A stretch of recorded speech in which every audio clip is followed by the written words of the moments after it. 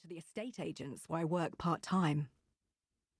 Maybe I should be wondering how I ever felt excited about footwear. But even now I feel a tingle of joy when I look at them. Just knowing I didn't have to think about how much they cost when I bought them. I could just have them. When you've grown up with nothing, being able to buy whatever you want never stops meaning everything. I blink, forcing my thoughts back to the moment. It's not too late to go home. I could do it. I could walk the half-mile home to Magnolia Close, slip through the wrought iron gates, down our private road to the circular close containing the 12 pristine bespoke homes.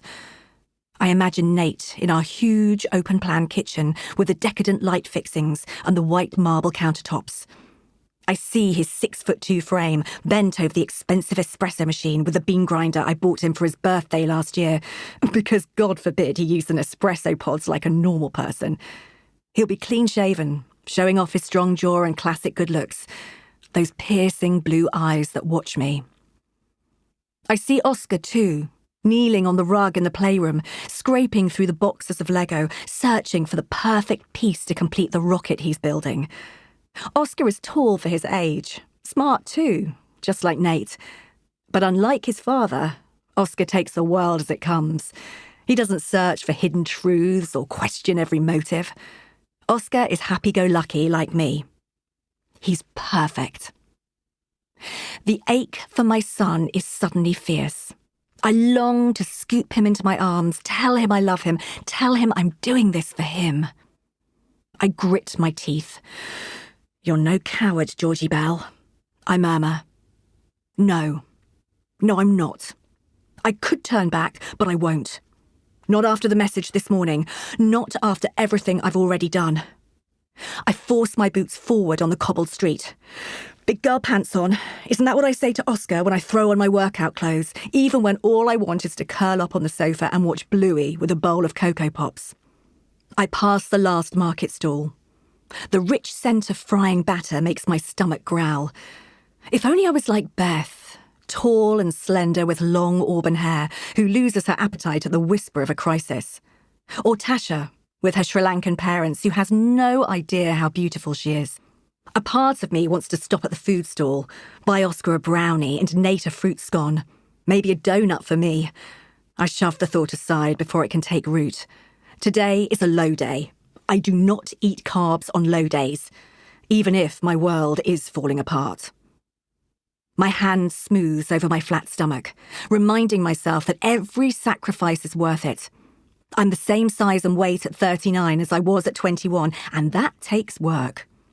The strict calorie intake, the punishing workouts, the 6 a.m. Peloton rides are all worth it for the appreciative glances Nate gives me. Used to give me.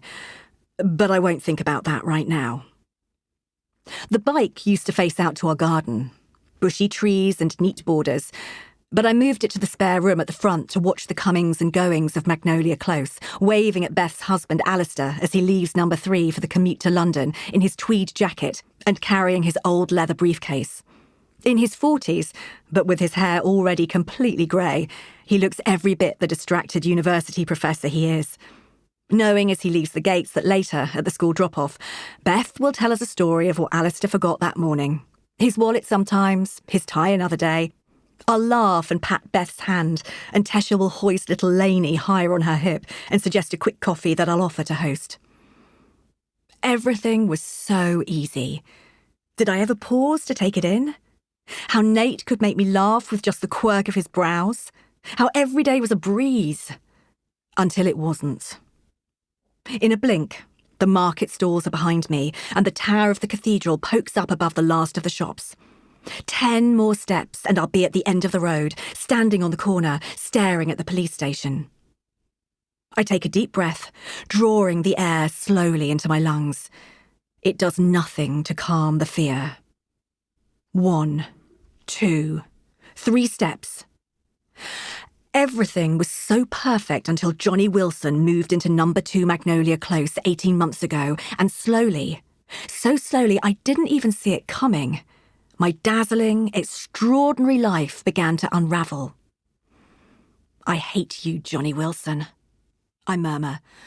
I'm glad you're dead. Actions have consequences. To keep listening to this audiobook, I've left you a link in the description so you can do it, at no cost thanks to Audible's 30-day free trial.